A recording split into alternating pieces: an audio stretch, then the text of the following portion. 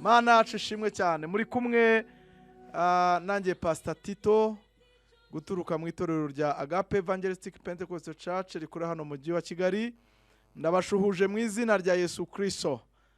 Namwe mwese mukurikiye ijambo ry'Imana muri iki kiganiro abamenyereye kubana natwe buri ku cyumweru saa kumi mu kiganiro baho tuba tuganira ijambo ry'Imana. Ijambo rivuga baho niko iki kiganiro cyitwa, ni baho kandi ubeho neza rwose. Ubeho unezerewe, ubeho ugira ubuzima, ubeho kubaho n'ubuzima. Rero mbahaye ikaze aho muherereye hatandukanye mu ntara z'igihugu cy'u Rwanda, hirya no hino mu mirenge itandukanye, mwese muhawe ikaze. Uyu mwanya rero tugiye kuganira ijambo ry'Imana, ariko uyu muririmbyi aririmbye neza, indirimbo irimo iramfasha muri iyi minsi ngo namenye kuri se w'imigisha. Imana yimura ibihe ntago nakurekura. Nshuti yanjye, nta mpamvu zo kurekura Imana, nta mpamvu zo kurekura Imana, nta mpamvu rwose. Ese wayirekura ugafata nde? Wayivaho ukajya he? Nta mpamvu yo kurekura Imana. Imana niwe se w'imigisha, niwe se w'ubutunzi, niwe se w'amahoro, niwe se w'ibyiza byose tubisanga muri yo. Rero nta mpamvu yo kuyirekura. Ngo wayikaze rero kugira ngo tuganire ijambo ry'Imana. Uyu mwanya reka dusenge dushimire Imana yongeye kuduha uyu mwanya. Mana yacu, Mana nziza, Mana y'imbaraga n'ubutware n'ubushobozi, duciye bugufi imbere yawe, turagushimye kandi tuguhaye icyubahiro. Nukuri ntago twakureka. Muri wowe twahabonye ibyiza byinshi, twahabonye amahoro twari twaraburiye ahandi, twahabonye umunezero twari twaraburiye ahandi. Muri wowe twahabonye agakiza, muri wowe hari ubuzima, muri wowe ni hazima, niho hakwiye, muri wowe niho ho kuba. Haleluya. Rero ntago twakureka, ntago twakurekura. Uri Imana igira neza, urahambaye, urakomeye. Izina ryawe rihabwe icyubahiro. Tugushimiye ubuzima duhaye, tugushimiye amahoro duhaye, tugushimiye uyu mwanya mwiza Mwami Imana aho tuba tuganira ijambo ryawe, kandi ijambo ryawe naryo rigakora imirimo mu buzima bw'abariteze amatwi, rigahindura amateka y'abantu, rigakora ibitangaza mu buzima bw'abantu bakeneye kukubona mu mibereho yabo ya buri munsi. Uhabwe icyubahiro Mwami Imana. Rero ngwino ukomeze kubana natwe. Uyu mwanya ngiye guhinduka umuyoboro Mwami Imana, kugira ngo ijambo ryawe ngiye guhagararamo mvuga, namamaza, ntangaza muri studio za Radio Umucyo. Mwami Imana, buri wese uriteze amatwi risohoza icyo waritumye kandi rikora imirimo mu buzima bwe. Warubuze amahoro yabone, wari warabuze ibitwenge abibone, yongere guseka. Wahoraga arira, Mwami Imana umuhoza amarira, kubera ko urabishoboye. Ijambo ryawe ritubwira neza ko uko wari uri kera n'uyu munsi ari kuri, kandi rikuzahora iteka ryose. Bivuga ngo uracyakiza, uracyatanga amahoro, uracyatanga umunezero, uracyakemura ibibazo, uracyari igisubizo cya buri wese ukwizeye kandi ukwiringiye. Uyu mwanya rero reka ijambo ryawe Mwami Imana urikoreremo, kugira ngo ubuzima bwa benshi Mwami Imana bwari bupfuye bwongere buzuke. Ibyiringiro bya benshi byari biheze byongere Mwami Imana kugaruka, wongere kugira ibi byiringiro by'ejo hazaza. Mu izina rya Yesu Kristo, ngwino ubane natwe kandi tugire neza. Urakoze Yesu, dusenze dushima twizeye, ni mu izina rya Yesu Kristo Mwami wacu. Amen, amen. Tugiye kureba ijambo ry'Imana mu Itangiriro ibice 32. Itangiriro ibice 32. Ndasoma umurongo wa 25. Itangiriro ibice 32, ndahera ku murongo wa 25.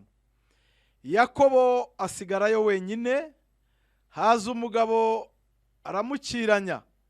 Bageze mu museke, abonye yuko atamutsinze, akora ku mutsi wo kunyonga y'itako rye. Umutsi wo kunyonga y'itako rya Yakobo urareguka, bakirana. Uwo mugabo aramubwira ati, ndekura. kuko umuseke utambitse. Yakobo aramusubiza ati sinkurekura utamaye umugisha. Umurongo wa 27 reka ngusubiremo. Uwo mugabo aramubwira ati ndekura kuko umuseke utambitse.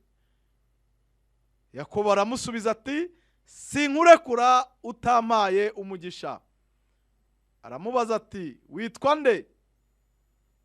Yakobo aramusubiza ati ndi Yakobo. Umurongo wa 29 aramubwira ati ntukitwa Yakobo ukundi, ahubwo uzitwa Isiraheli, kuko wakiranyije Imana n'abantu ukanesha.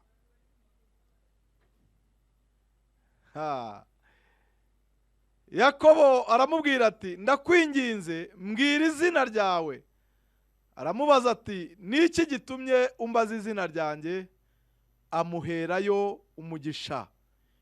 Yakobo yitaho hantu Penueli ati ndebesheje Imana amaso sinapfa. Mana ishimwe cyane. Jambo ry'Imana ritubwiye neza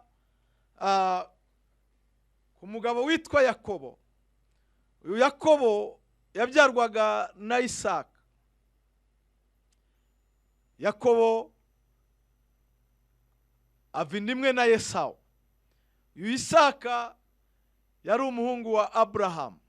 Imana yahaye nyuma y'igihe kirekire Imana imusezeranya we n'umudamu we Sara, imusezeranya ko azaba sekuruza w'amahanga, azakomokwaho n'urubyaro rwinshi. Yajyaga imusohora kamwereka inyenyeri kamubwira ngo dore nzakugwiza, urubyaro rwawe rungane nk'inyenyeri. Undi kamubwira ngo urubyaro rwawe ruzangana nk'umucanga. Ariko Abrahamu na Sara bamara igihe kinini nta rubyaro. Imyaka iba myinshi, Imana ibasezeranya urubyaro. Usomye amateka, ijambo ry'Imana ritubwira ko baje kubyara mu zabukuru mu myaka 90. Imana irabibuka, Imana ibahwa umwana w'umuhungu ari we Isaka. Uyu Isaka niwe waje kubyara, niyo Yakobo akomokaho. Imana ishimwe cyane. Izina rero Yakobo Bibiri tubwira neza ko risobanura umuriganya. Amateka ya Yakobo na Esawu uko bavutse kuri Isaka ni maremare, ariko reka nikomereze kuri Yakobo kuko niwe ijambo ry'Imana ritubwiyeho aha tugiye kuganira. Yusomye neza usubiye hejuru y'imirongo twasomye, Yakobo yari amaze kwitandukanya n'abari kumwe nawe, arangije ngasigarayo. Muri iryo joro Bibiri tubwiye neza ko haje umugabo, ariko yari marayika w'Uwiteka. Mana yacu idufashe kandi tugirire neza. Hari umugabo araza ngo birangije Yakobo agira kwizera gukomeye, agira guhishurirwa gukomeye, arangije ngaramukiranya. Mana yacu idufashe kandi tugire neza. Yakobo aramukiranya, ngiryo joro ryose bararabakirana.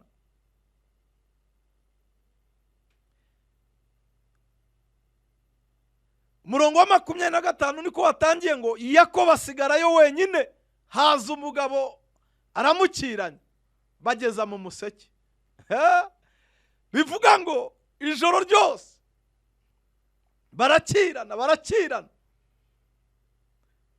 Yakobo yari afite intego zo gukirana n'uwo mugabo, kandi yari yaramuhishuriyeho ibintu bikomeye kuko yari marayika w'Uwiteka.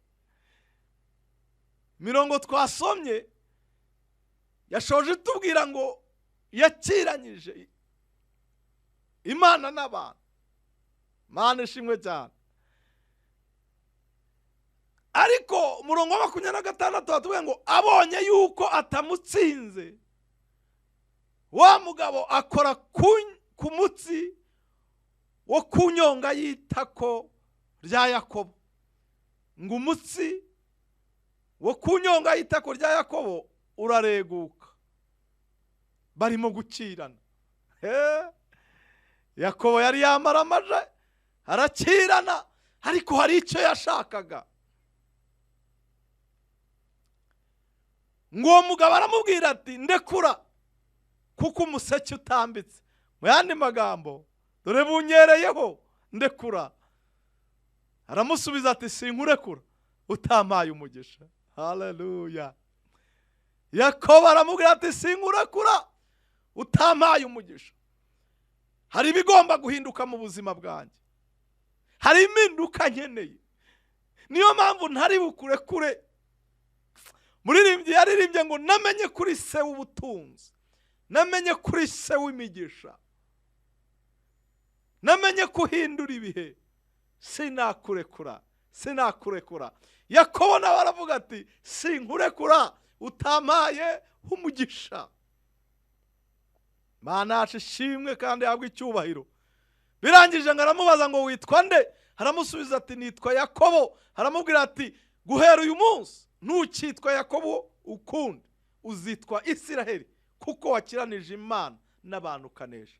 Bivuze ngo Yakobo kubwo gukirana kwe, Yakobo kubwo gutindana n'Imana muri ubwo buryo, kuko uwo mugabo yakiranyije Yakobo ntago yari umugabo usanzwe. Yakobo nawe yari yagize ishurirwa kuri we, ntiyamubona nk'usanzwe, ahubwo amubona nk'umuntu ukwiye guhindura ubuzima bwe, amubona nk'umuntu akwiye kuboneraho umugisha. Nawe aravuga ati sinkurekura utampaye umugisha. Mana ishimwe kandi habwe icyubahiro. Umva nshuti yanjye uteze amatwi ijambo ry'Imana, hari umuntu ukwiye gutindana nawe. Hari umugabo ukwiye gutindana nawe, umugabo ubasha guhindura amateka y'ubuzima bw'umuntu, umugabo ubasha gutanga umugisha, umugabo uhindura ibintu bigahinduka, umugabo ushobora gutuma ubona impinduka nziza mu buryo bukomeye mu buzima bwawe.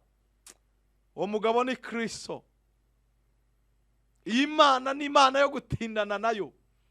Iyi niyo ihoza amarira barira, iyi niyo ikomeza abatendebutse, iyi niyo isubizamo ibyiringiro ababitakaje, iyi niyo ibasha guhindura amazina nk'uko yahinduriye Yakobo izina. Yakobo ati nitwa Yakobo. Iyi Yakobo ryasobanuraga uburiganya.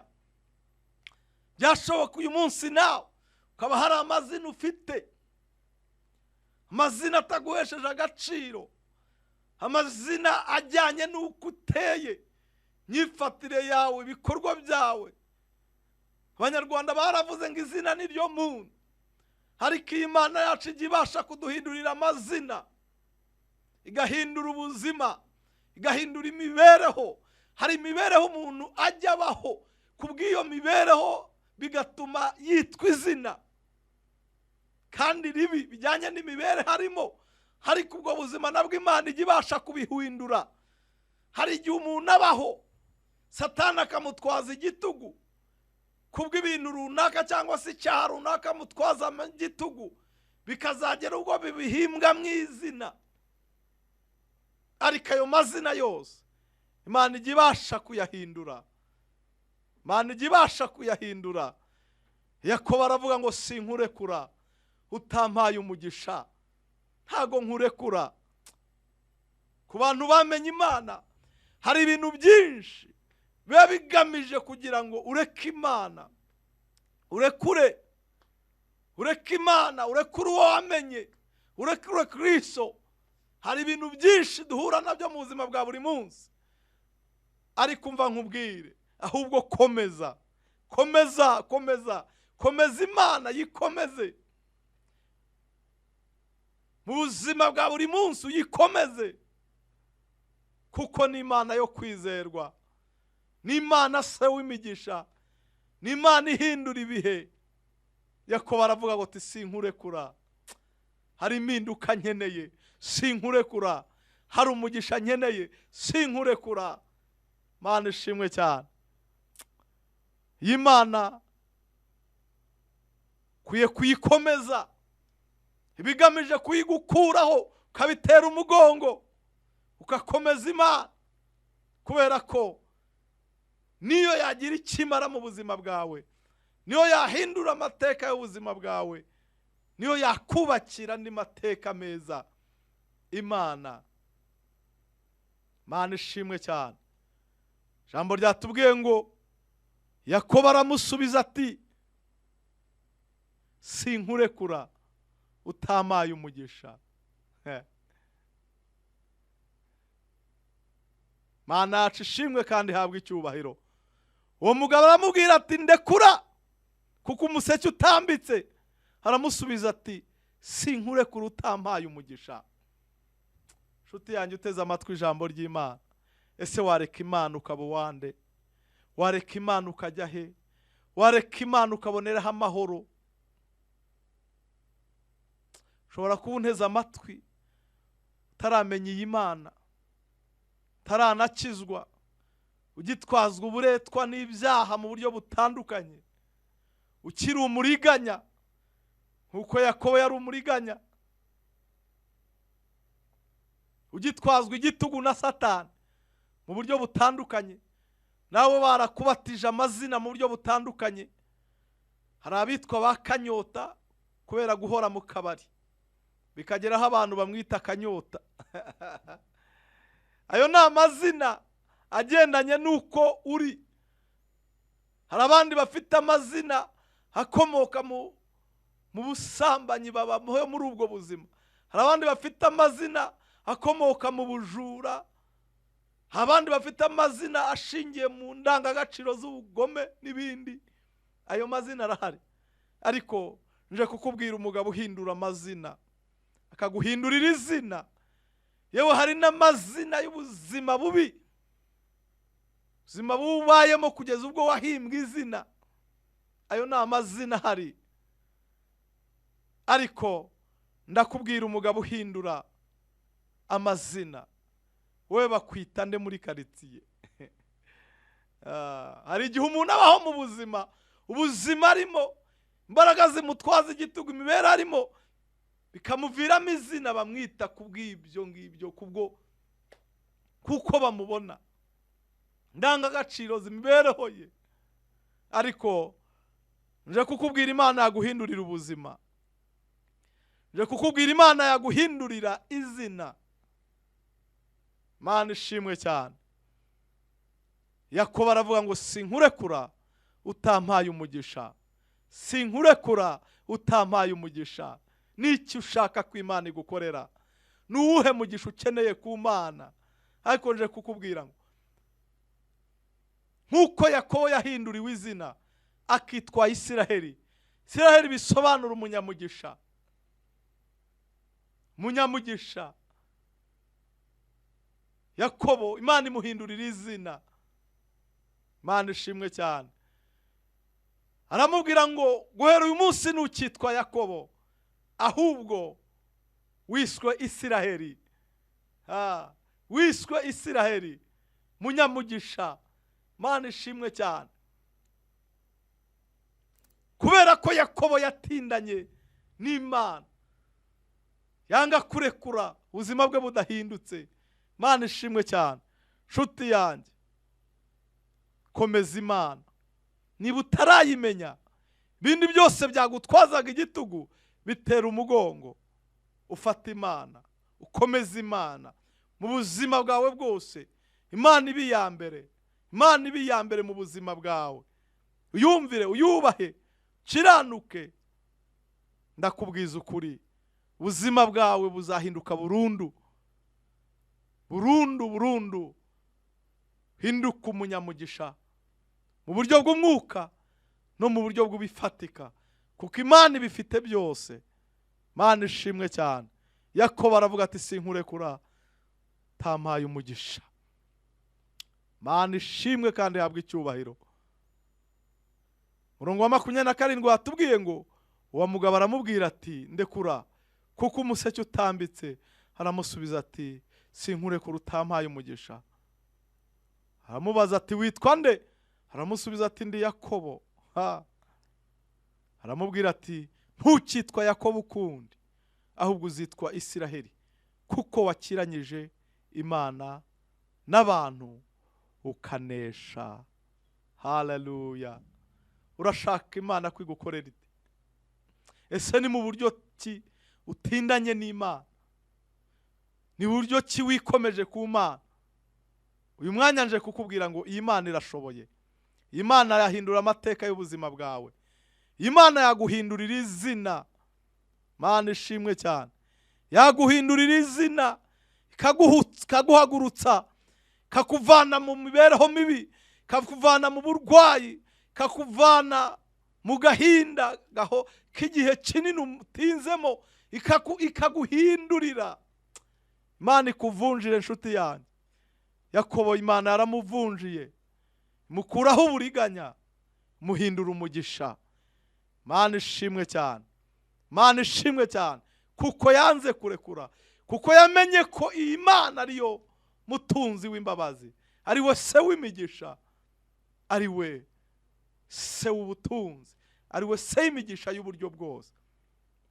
Imana n'iki itagukorera? Ifite byose. Ibyakunaniye irabishoboye, ibyo ubona bidashoboka mu buzima bwawe irabishoboye. Ni Imana ikiza uburwayi, ni Imana ihindura ubuzima bw'umuntu, ni Imana ihanagura amarira, ni Imana ikwibagiza amateka mabi wanyuzemo. Mana ishimwe cyane, kaguhindurira ubuzima, kakubakira ubundi buzima. Mana ishimwe cyane. Haleluya, haleluya. Mana irakomeye, Imana irahambaye. Yizere, yizere gusa, uyihanga amaso, uyikomeze, kora ibyo ishaka. Ndakubwiza ukuri, ubuzima bwawe ntibuzasigara uko buri. Haleluya. Jambo ry'Imana mu Baheburayo bice 11 murongo wa 6 haratubwira ngo utizera Imana ntago bishoboka ko yayinezeza. Utizera Imana nshuti yanjye, izera Imana, izera Imana, haranire kumenya ibyo ishaka. Gufata Imana no kuyikomeza no gukora iki? Ni ukutarekura amahame y'ubumana, ni ugukora ibyo ishaka. Mana ishimwe cyane, sinkurekura utamaye umugisha. Hari ibyagombaga guhinduka ku buzima bwa Yakobo, kandi kubwo gutindana n'Imana ijoro ryose avuga ati Mana ndagukeneye. Arakirana, ni wowe wampindurira ubuzima. Arakirana, ni wowe wamumugisha. Arakirana, sinakurekura utamaye umugisha. Mana ishimwe cyane. Iyi Mana irashoboye nshuti yanjye. Sinzi ubuzima waba urimo, sinzi amazina bakwise, ariko uko biri kose hari Imana y'imbaraga, hari Imana itanga umugisha, hari Imana ishoboye byose itaginanirwa. Urashaka kwigukorera iki? Ni uwuhe mugisha ukeneye ku Mana? Ni buryo ki wikomeje ku Mana? Uyu mwanya shaka gufata umwanya wo gusenga, shaka kugusengera, ariko nkugira n'inama nkuye mu ijambo ry'Imana. Birakwiye kutindana n'Imana, birakwiye gukomeza Imana. Gukomeza Imana bivuze iki? Gukomeza Imana ni uguharanira kuyumvira, ni uguharanira gukiranuka, ni ukwiyambura uburetwa bw'ibyaha n'imbaraga z'icyaha zigutwaza igitugu, ugaharanira gushaka Imana, guharanira gukora ubushake bw'Imana, guharanira gukora iby'Imana ishaka. Ibyo nibyo bituma ubuzima bwawe buhinduka. Imana ikaguhindurira izina. Kubera iki? Abakubonaga witwaye ukuntu utwazwa igitugu n'imbaraga z'umwijima mu buryo butandukanye, mu buryo bw'ibyaha, mu buryo bwa karagiteri zidasobanutse, mu buryo bw'indangagaciro zidasobanutse ubwawe na zigukoze isoni, bakongera bakabona ishusho nshya yawe. Warahindutse mu bikorwa, mu myitwarire, mu yandi magambo uri inyangamugayo ariko muri Kristo Yesu, kubera ko ubuzima bwawe wabuhaye Kristo, ukamufata ukamukomeza ukagendana nawe, ibyo bizahindura ubuzima bwawe burundu. Imana ishimwe cyane. Yakobo aravuga ngo sinakurekura utampaye umugisha.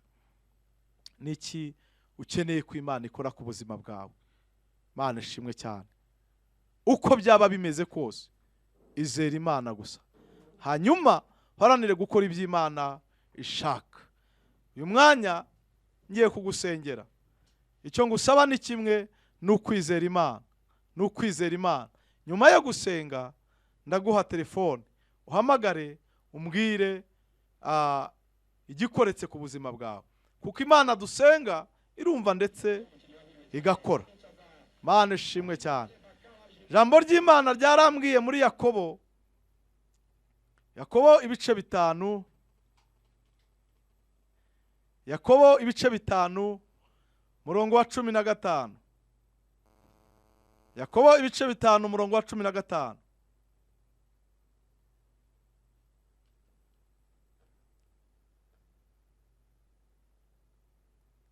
Namenye kuri se w'imigisha, Imana y'imuri bihe, erega sinakurekura, sinakurekura, erega sinakurekura. Namenye kuri se w'imigisha, Imana y'imuri bihe, erega sinakurekura. Yakobo ibice 5 umurongo wa 15 haravuga ngo kandi isengesho ryo kwizera rizakiza umurwayi, umwami amuhagurutse, kandi naba yarakoze ibyaha azaba abibabariwe. Ndasubiramo naho ngiye gusoreza, tujye mu mwanya wo gusenga. Kandi isengesho ryo kwizera rizakiza umurwayi, umwami amuhagurutse, kandi naba yarakoze ibyaha azaba abibabariwe. Nshuti yanjye uteze amatwi ijambo ry'Imana, shoje nkubwira ngo izera Imana. Isengesho ryo kwizera rigira imbaraga. Haleluya. Rigira imbaraga, ribasha gukiza umurwayi, ribasha kuvana umuntu mu byaha, mu bubata bw'ibyaha, ribasha guhindura ubuzima bw'umuntu bugahinduka. Nkuko Yakobo yavuze ati sinkurekura utampaye umugisha. Hari igihe tukirana mu buryo bwo gusenga tukavuga ngo Mana turagukeneye, keneye ko ubuzima bwanjye buhinduka, keneye kumvana muri izi situwasiyo, keneye ko igihe cyo kurira n'agahinda n'intimba bishira, keneye Imana. Ibyo ni Imana ibikora, ni Imana ibishoboye. Kandi isengesho ryo kwizera rizakiza umurwayi, umwami amuhagurutse, kandi naho yaba yarakoze ibyaha azaba hababariwe. Imana iguhagurutse, kuvane mu burwayi umazemo igihe, kuvane mu marira umazemo igihe, kuvane mu gushira ibyiringiro umazeho igihe bitewe n'impamvu runaka, kuvane mu gihe runaka cy'amarira n'agahinda. Hari wabitewe n'uko umaze igihe utabona urubyaro. Imyaka yaba ari 5, yaba ari 10 na 15 turababona, ariko kandi tubona Imana yongera no kubaha urubyaro. Mana yacu ishimwe kandi habwa icyubahiro. Bivuga ngo Imana nta kinanira.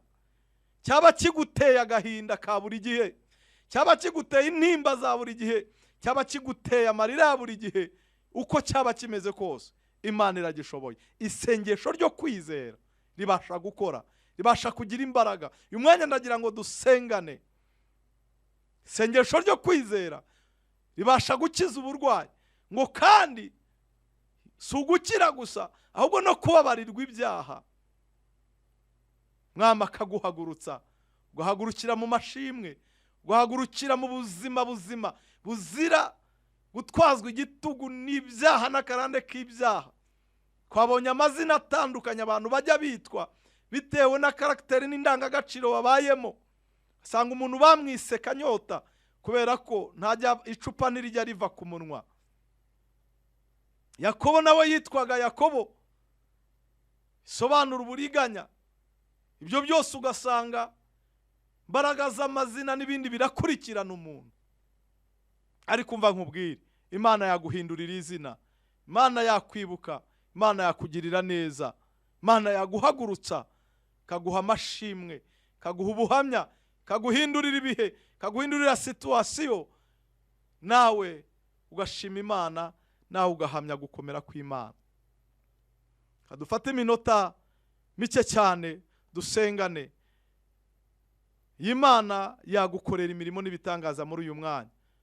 Nkuko ijambo ry'Imana ritubwiye ngo isengesho ryo kwizera rizahagurutsa umurwayi, rizakiza, rizaguhagurutsa mu gisasiro umazemo igihe. Isengesho ryo kwizera cyo ngusaba ni kimwe, n'ukwizera Imana, ariko kandi guharanira no kubaho mu buzima n'imibereho byumvira Imana, byubaha Imana, ugakomeza Imana nturekure ubuzima bwawe bwa buri munsi.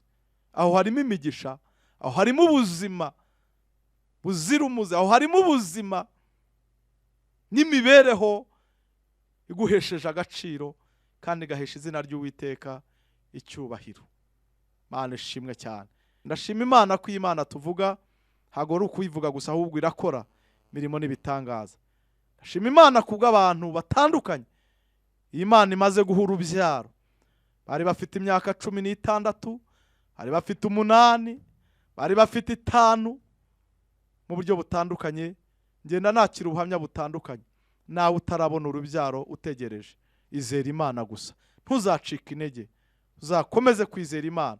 Iyi Mana yabikora n'aka kanya, n'aka kanya yakuremera amashimwe, n'aka kanya yakuremera ubuhamya. Ushobora kuba urwaye, uyu mwanya izera Imana dusengane. Uyu mwanya Imana yagukiza kuko irabishoboye, nta kitakora. Ufite ikibazo gikomeye cy'ingutu ku buzima bwawe, Imana nta kitakora. Kadusenge. Data mu izina rya Yesu Kristo, Imana y'imbaraga n'ubutware n'ubushobozi, iri ni ijambo ryawe, ijambo rikomeye, ijambo rihindura ubuzima bw'umuntu. Wahinduriye Yakobo izina umwita Isiraheli, yari umuriganya umuhindura umugisha, kandi wari ugikomeje isezerano ryawe wasezeranije Aburahamu. Komereza muri Yakobo, muhindurire izina yitwa Isiraheli. Uyu munsi Mwami Imana turacyamuvuga.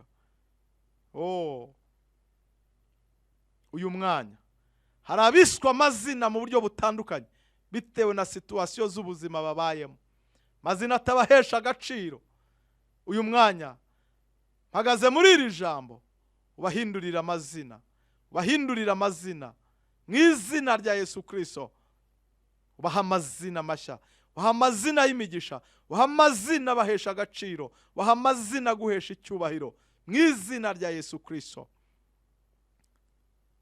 Isengesho ryo kwizera rikora imirimo, rikiza umurwayi, rirakora.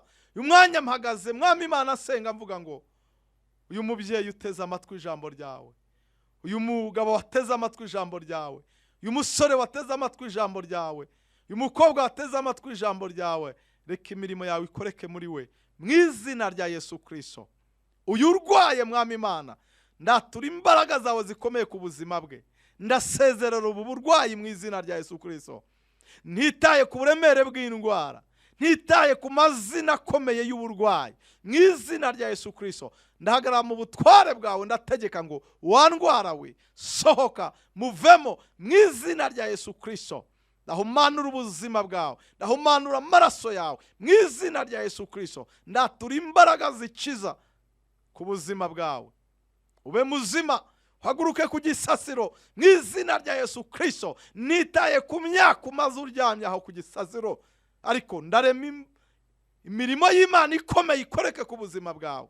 Ndarema ubuzima, ndarema kubaho kandi ukabaho neza. Ndatura gukira ku buzima bwawe muri uyu mwanya mpagaze mu ijambo ry'Imana. Uyu maze igihe nta rubyaro, imyaka imaze kuba myinshi, byiringiro biramaze kugenda bishira, ariko uyu mwanya ndatura imbaraga z'Imana ku buzima bwawe.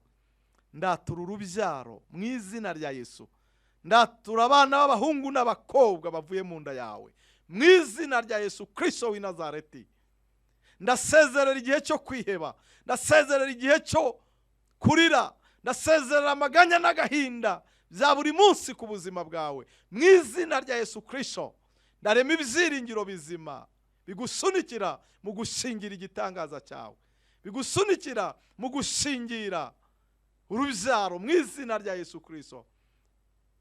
Mana igukoreho muri uyu mwanya, Mana igukoreho muri uyu mwanya mu izina rya Yesu Kristo. Urakoze Mana yacu, urakoze kuko ukomeye. Imbaraga zawe muri uyu mwanya kazigendagende Mwami Imana, zikomeze gukora imirimo ku buzima bwa buri wese wateze amatwi ijambo ryawe. Dufatanyije Mwami Imana muri uyu mwanya wo gusenga, imirimo yawe ikoreke ku buzima bwe.